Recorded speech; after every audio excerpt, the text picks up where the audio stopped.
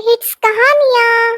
तो दोस्तों, ऐसी ही मजेदार कहानियाँ सुनने के लिए जो सफेद कलर का सब्सक्राइब बटन दिखाई दे रहा है उसे दबाकर हमारे चैनल को सब्सक्राइब करें और वीडियो लाइक करें। श्याम एक बहुत ही गरीब किसान था।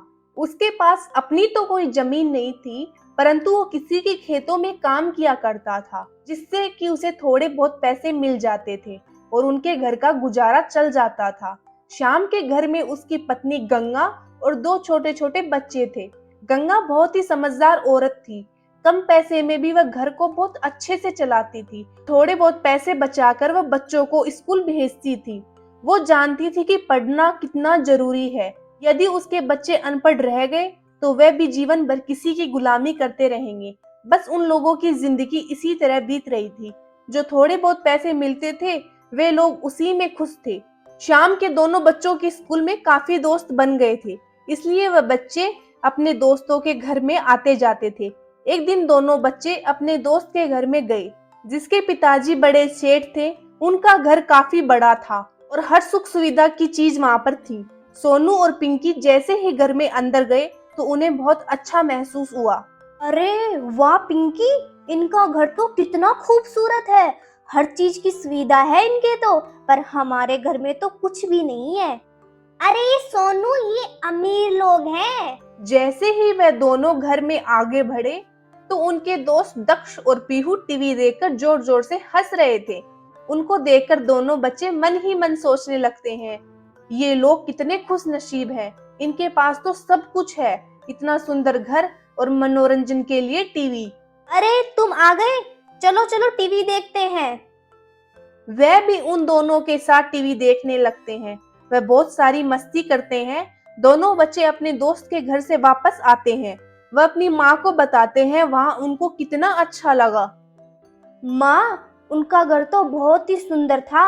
आपको पता है, हमारे घर में तो मनोरंजन के लिए कुछ भी नहीं है, परंतु उनके घर इतना बड़ा टीवी था। हमने इतनी मस्ती की, हमारा तो मन ही नहीं कर रहा था वापस आने का। माँ, हम भी घर में टीवी नहीं लगवा सकते?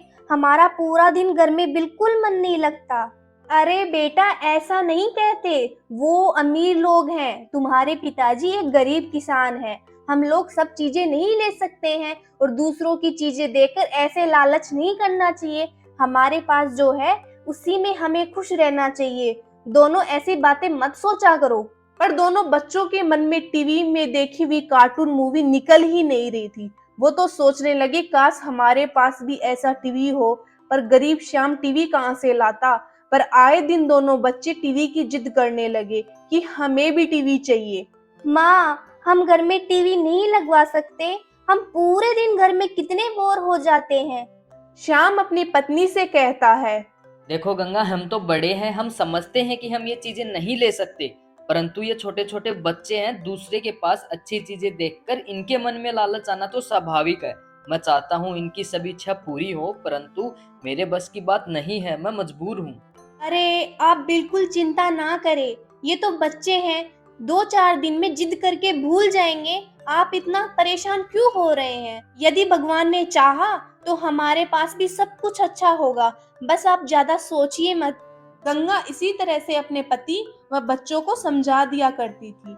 श्याम जिसके खेत में काम किया करता था वह काफी पैसे वाला आदमी था, परंतु बहुत ही कंजूस व किसी की मदद न करने वाला था। उसके घर में उसके अलावा और कोई नहीं रहता था। उसकी शादी भी नहीं हुई थी, इसलिए वह अकेला ही लाखों रुपए का मालिक था, परंतु फिर भी किसी की मदद नहीं करता था। इतने पैसे होने के बावजूद भी वह बहुत ही कंजूस था। एक बार श्याम उससे कुछ पैसे उधार मांगने गया तो उसने साफ मना कर दिया।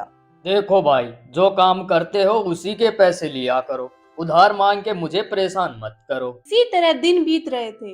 एक दिन श्याम व उसकी पत्नी गंगा बाजार से कुछ सामान लेकर आ रहे थे। तभी उन्होंने देखा कि सामने एक व्यक्ति गाड़ी से टकराकर सड़क पर गिर गया है और उसके शरीर से बहुत खून निकल रहा है। लोग उसके आसपास भीड़ जमा किए हुए हैं, परंतु कोई उसकी मदद नहीं कर रहा था। श्याम ने जैसे ही आगे जाकर देखा तो वह देखकर हैरान हो गया, ये तो उसके मालिक हैं। अरे अरे, ये तो मेरे मालिक हैं, लगता है इनका किसी गाड़ी से एक्सीडेंट हो गया है। कितना खून निकल रहा है, यदि हम इन्हें जल्दी से हॉस्पिटल नहीं ले गए तो इनका बचना मुश्किल है।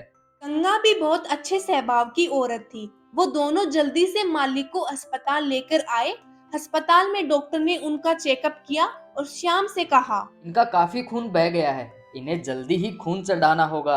यदि आप में से कोई खून देगा तो इनकी जान बचाई जा सकेगी। डॉक्टर साहब, मैं खून देने के लिए तैयार हूँ। आप जितना चाहे खून निकाल लें, परंतु मेरे मालिक की जान बचा लें।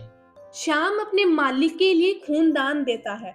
तुरंत मालिक को खून चढ़ाया जाता है और कुछ ही घंटे में होश आ जाता है। श्याम गंगा से कहता है, देखो गंगा, मालिक का इस दुनिया में कोई नहीं है, इसलिए मुझे नहीं पता हमें किसको बताना चाहिए। अब हमारा फर्ज बनता है, जब तक ये ठीक नहीं हो जाते हम इनका ध्यान रखें। तुम घर से कुछ बनाकर इनके लिए ले आओ, मैं यहीं रुकता हूँ।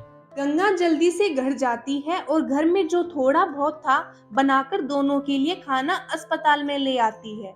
मालिक को भी होश आ गया था। डॉक्टर उन्हें बताते हैं किस तरह श्याम ने अपना खून देकर उनकी जान बचाई है, वरना जिस हालत में उन्हें अस्पताल लाया गया था उनका बच पाना बहुत मुश्किल था। मालिक ये सब सुनकर बहुत शर्मिंदा होते हैं कि उन्होंने श्याम के साथ कितना बुरा बर्ताव किया। फिर भी उसने अपनी जान की परवाह ना करते हुए उनकी जान बचाई। अगले दिन डॉक्टर उन्हें छुट्टी दे देते हैं और वे श्याम से माफी मांगते हैं। श्याम, यदि मैं चाहूँ तो तुम्हारा एहसान जिंदगी भर नहीं उतार सकता। मेरा तो इस दुनिया में कोई नहीं है, परंतु तुम मेरे अपनों से भी बढ़कर निकले। कोई अपना भी शायद ऐसे समय पर मेरी मदद ना करता। मेरे पास इतनी बड़ी हवेली है, इतना पैसा है। मैं चाहता हूँ कि तुम अपने परिवार के साथ मेरे घर पर रहो। तुम्हारे वहाँ रहने से मुझे भी लगेगा कि मेरे अपने लोग हैं मेरे पास, और तुम इतने ईमानदार भी हो। आज से मेरा कारोबार और खेत तब तुम ही देखना। इससे तुम्हें अच्छी खासी कमाई होगी और तुम्हारे बच्चों का भविष्य भी बन जाएगा। मालिक उन्हें कहता है कि वो आज से वे अपने परिवार को लेकर हवेली पर चले। गंगा और श्याम मालिक की ये बातें सुनकर उनका शुक्रिया अदा करते हैं और अपने भगवान का भी शुक्रिया अदा करते हैं कि आखिर भगवान ने उनके सब कष्ट दूर कर ही दिए। बच्चे जैसे ही हवेली में घुसते हैं, वहाँ टीवी देखकर उनकी खुशी का कोई ठिकाना नहीं रहता। वो दोनों बच्चे खुशी के मारे झूम झूम कर नाचने लगते हैं। अरे वाह माँ पिताजी, देखो हमारे पास भी टीवी आ गया। अब हम भी बहुत मजे व मस्ती करेंगे। हाँ हाँ माँ पिताजी, सोनू सही कह रहा है। बच्चों की खुशी देखकर श्याम व गंगा बहुत खुश होते हैं। वे अपने लिए तो ना सही, पर बच्चों के लिए सब सुविधा चाहते थे। बच्चों ने जब से टीवी की जिद लगाई थी, तभी से श्याम व गंगा चाहते थे कि भगवान उनके बच्चों को भी अच्छी जिंदगी और सुख सुविधा की सब चीजें दे। भगवान ने आखिर उनकी सुनी ली थी। अब वो लोग हवेली में बहुत शान से रहते थे और अब एक गरीब मजदूर के पास भी एक टीवी था।